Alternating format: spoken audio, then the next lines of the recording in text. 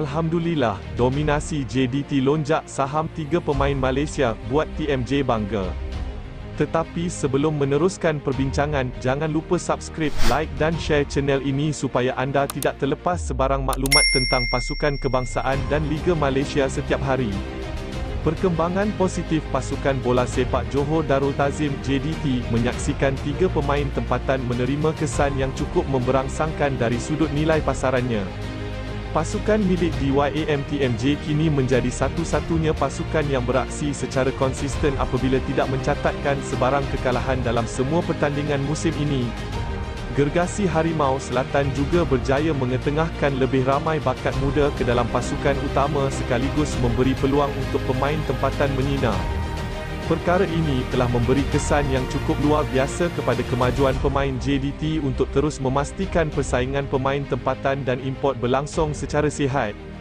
Terdapat 3 orang pemain tempatan yang menjadi tunjang utama pasukan di bawah kendalian Tano Solari sekaligus memastikan dominasi JDT tidak tergugat.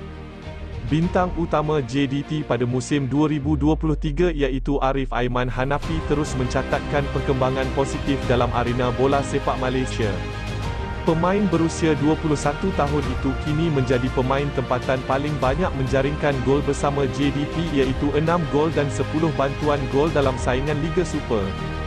Menurut data yang dikongsikan oleh Transfermarkt, nilai pasaran pemenang anugerah pemain paling bernilai MVP Liga Malaysia ini terus meningkat lebih daripada €50,000 daripada RM2.09 juta kepada RM2.26 juta.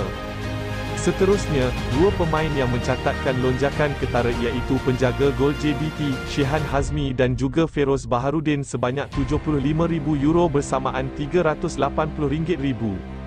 Ketika ini, nilai pasaran Shehan ialah €275,000, RM1.40 juta, manakala Feroz pula ialah €175,000, RM900,000.